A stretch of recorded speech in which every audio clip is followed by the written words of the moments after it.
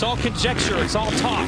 Now it's time to go racing in our second moto. Stewart, Dungey, Saul, Short, Josh Grant, Brett Metcalf, Ben Townley, the best motocross riders in the world. Jeff, I'm excited. Well, here we go. The convergence of a lot of talented riders here, and this is the start is going to be key here for Moto 2. Can Dungey, your points leader, keep the streak going? Here we go, folks, live on NBC.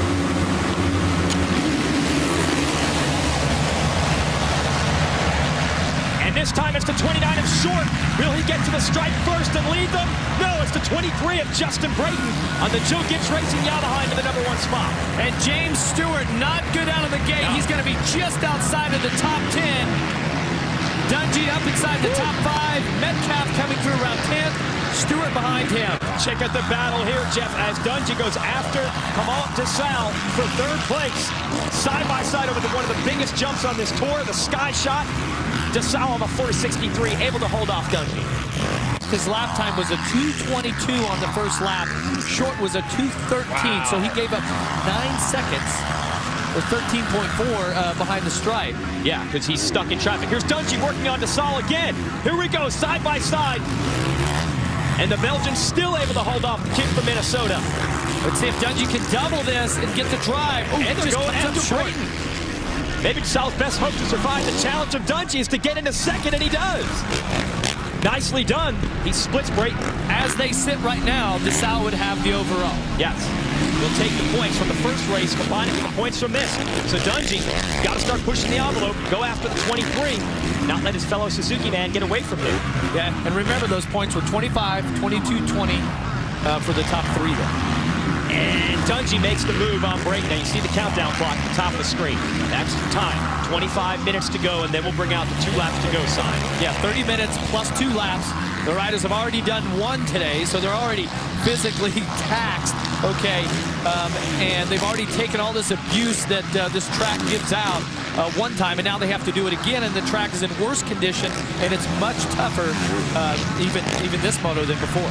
Here is Dungey challenging DeSalle. What a spectacular season. The 20-year-old from Minnesota figures out where he needs to be and then turns it up. Yeah, and as we just crossed the stripe there, it was the lap before he set a 2:11.9, which is the fastest of the moto, but this last lap around was a 2:13.3, and Short and DeSalle running first and second are both a little bit quicker than that, but as you can see, it's going to shrink up and then it's going to space out and it gets back and forth. The bottom line is I am quite sure that Andrew Short is going to have a lot of company here. This is impressive, though. He's dealing with some pressure. It's only going to get worse because you know those Suzukis are going to come after him. They're all getting feel for the course, where the lines have changed. Like you said, they put some water down between our first race and our second. But once they figure this thing out, it's going to be max speed all the way to the end. Short nailing that double on the top of the stair steps there. That's a good line. And if he can use that to, well, yeah, the 450s, if you go to the inside, you actually jump off that last one instead of jump over it. But you can see Dungey getting a mouthful of roost right now, pulling another tear off. Yeah, what happens is they get film over their goggles. They can rip that film off and get clear vision, and you need it. Talk about the rocks and such on this track. They've done a great job putting new soil down to lessen the amount of rocks. You'd much rather get hit by dirt than boulders. Well, yeah, and new soil, it's topsoil that has washed off over the decades of racing here, and then they go grab it from the bottoms of the valleys, and they spread it all across the top of the track here, and it's made for just an awesome surface here, especially around this next section here where it's so loamy. See how deep those ruts are? That's because of that, just that mulchy soil that they have up here in upstate New York. DeSalle right now with Short. Dungey is there. We've got a 3-rider battle for the lead as we approach the halfway mark. Look at the fans. They're up against the fences, just anticipating what's going to happen here. They're setting each other up at the moment, but next couple of laps, you're going to see some guys trying to make moves. Yeah, I mean, there's a possibility here, the way that DeSalle is riding, that he can come away with the win here because he put on a strong ride in the first moto. Remember, he's never raced here, so now he's getting a little more used to this track here, starting to figure out how the track's going to flow. And there's the element of surprise. Dungey has battled Short in this position several times this year and has been able to make his way around, but it's a complete mystery for his one-weekend-only teammate, Clement DeSalle. Dungey doesn't really know how to play it against this guy. They've never really raced. Got to just use your head at this point, try to ride smooth. Remember, Dungey's got a massive points lead. Wait a minute. James Stewart, who had the bad start. We now hear that Stewart has pulled off of the racetrack. He had gotten up to about 11th place. Was fighting to get in at the top 10, but he has pulled off. He did tell us at the end of Moto 1 he was tired. Maybe he wasn't quite ready yet. So much action right now as Gasol goes for the lead, and James Stewart is out. Look at this. Gasol wants a piece of the 29 to get the lead. Not quite able to pull it off, but short nose, he's there now. Look at this. As it starts to, it'll get into a little one-line situation here, and DeSalle's going to try to stay out of the rouge. Yeah, see, and he crosses over the line to avoid those rocks, but this is where he's got a really fast line as he sweeps around the outside. Back to the inside, DeSalle. He's going to try to use it. You saw that coming, Jeff. Great job by DeSalle. He even looks over to make sure he gave Short some room. He doesn't want to tangle with him. He's in the lead. And as they sit now, DeSalle would be your overall winner. Dungey's got to start hustling. He can't let Short hold him up and let DeSalle get away. Short's going to try to get him back as we go up the wall. Great racing here at Unadilla. So glad you folks could join us for the action live. Halfway mark. What is going to happen? Can risk apparently not able to finish the deal today physically. We'll try to get more info. Aaron is going to head to the pits and see if we can get a word with James Stewart to find out exactly what happened here. But we got to catch up with the battle for the lead. Clement DeSalle out of Belgium is leading Ryan Dungey. And Ryan Dungey has won 7 straight races in this tour. This is one of the strongest challenges he has dealt with all season, Jeff. Yeah, it certainly is. And boy, wouldn't that be an upset to have a European rider come in, you know, and steal the thunder here. But I'm telling you, there's 14 minutes left, plus 2 laps in this moto, and we've seen Dungey. He's been challenged at this time, you know, of the moto this season. But this is when he really starts to wick it up late in the second moto. That's when he just has seemed to rise above the competition, which in this case, you know, Andrew Short has been the gauge. But DeSalle, these guys haven't raced against him. And he's having the best year of his career on the Grand Prix circuit. So, hey, this is a great ride, especially if you're Roger DeCoster, because you've got a Belgian rider who's riding a Suzuki, and you've got your own rider, Ryan Dungey, here. But as we have this great battle for the lead, we've also got that spectacular battle as Metcalf came up there, and we know he's been strong. Dungey going to try an outside line. Nothing doing there.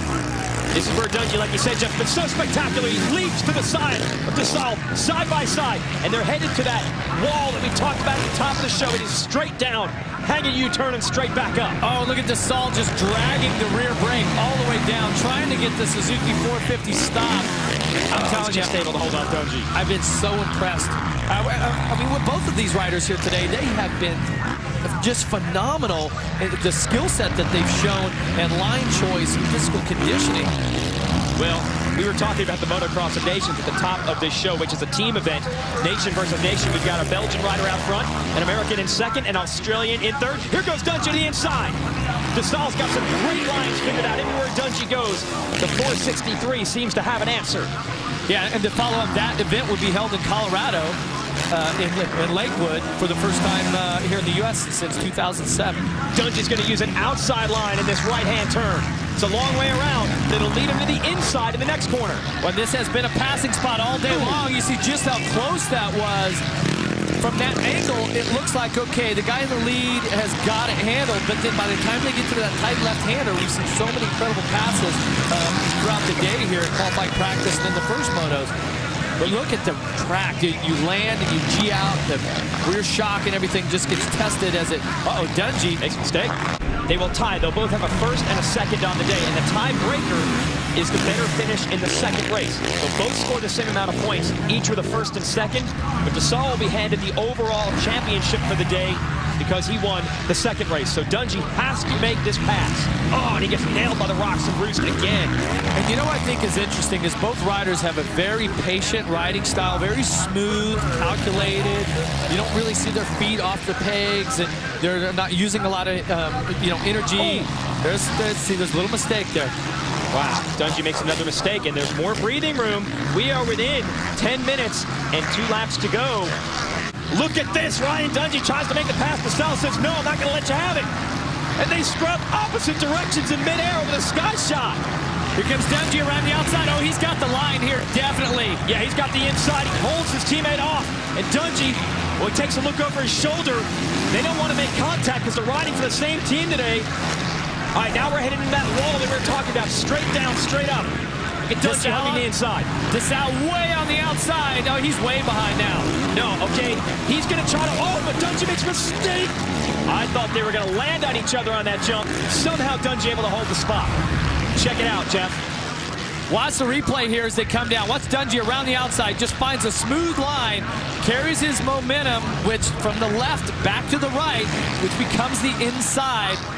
Nice pass for the lead for Ryan Dungey. Takes a little look over to see if DeSalle is going to clear that double and gain any momentum at all. Ooh, Dungey almost came unglued to the landing. He is really pushing the pace now down the stretch. There you see the clock at the top of the screen. 6 minutes and 2 laps left in this race. Well, I can tell you why Dungey has got the lead. We saw the pass, but the result was it was a 2-minute, 10-second, 0.5 lap time for Ryan Dungey. The fastest lap of the moto was when Dungey passed DeSalle there. He was on the gas. And Dungey lays down the first 2-minute, 10-second lap of this race. He is turning it on late when most riders would fade beginning top. There's Dungey. He's got a nice lead built up. Once he broke DeSalle, he broke away. It's a 9.7-second lead for Dungey. Now Dungey is cruising, so DeSalle's closed back in just a little bit, but still the gap is massive, Jeff. Yeah, and it's quite a ways back there from DeSalle to Metcalf right now.